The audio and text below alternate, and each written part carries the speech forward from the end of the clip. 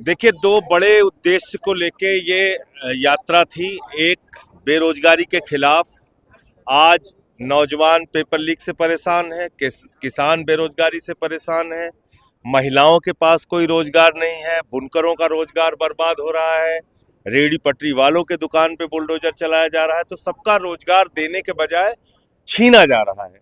Outsourcing करके बड़े पैमाने पे सरकारी नौकरियों को खत्म किया जा रहा है और इसके अलावा सामाजिक भेदभाव फैलाकर असली मुद्दों को दबाने की जो कोशिश की जा रही है, उसके खिलाफ ये यात्रा थी।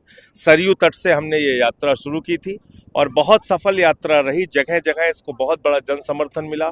कहीं किसान आगे आए, कहीं आशा बहुएं आई, कहीं आपने देखा होगा कल प्रयागराज में छात्र बड़ी संख्या में इस यात्रा को समर्थन देने के लिए आए।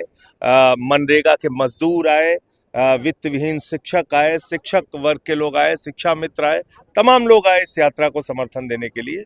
तो हमारा ऐसा मानना है कि संविधान से ऊपर कोई नहीं है और आज संविधान को जिस तरह से उत्तर प्रदेश में खत्म किया जा रहा है, आज जिस तरह से दलितों के खिलाफ, पिछड़ों के खिलाफ अत्याचार फैलाया जा रहा है, मुसलमानों के खिलाफ अत्याचार किया जा रहा है, ये ठीक बात नहीं है।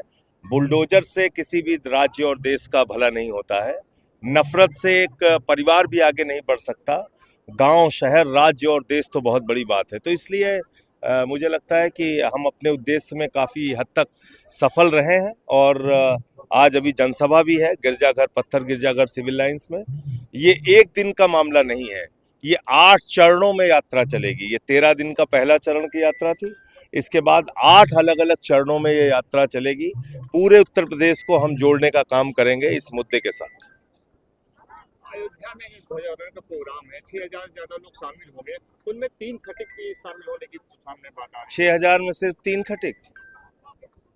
आप खुद अंदाजा लगा लीजिए कि कितना भेदभाव और किस प्रकार की इनकी सोच है। जब मंदिर का शिलान्यास रखा गया, उस समय देश के राष्ट्रपति थे रामनाथ कोविंद जी, वो दलित समाज से थे, उनको नहीं बुलाया गया। मंदिर का उद्घाटन हुआ, उस समय देश की राष्ट्रपति थी द्रौपदी मुर्मू जी, वो आदिवासी समाज से हैं, उनको नहीं बुलाया गया। तो ये भेदभाव की जो आरएसएस है, वहां तो 100 साल में एक भी दलित, पिछड़ा और आदिवासी आज तक आरएसएस का प्रमुख नहीं हुआ। तो इसलिए मैं कह रहा हूं ना कि इनकी कथनी और करनी में बहुत भेद है। बात तो राम राज्य की करते हैं, प्रभु श्री राम की करते हैं। प्रभु श्री राम ने तो शिवरी के जूठे बेर खाए, भालू बानरों की सेना बना के उन्होंने रावण का नाश किया।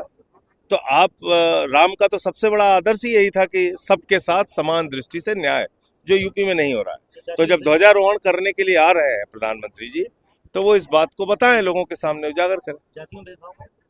100% भेदभाव हो रहा है, 100% भेदभाव हो रहा है। आज प्रयागराज में पहुंचे हुए हैं, जहां पर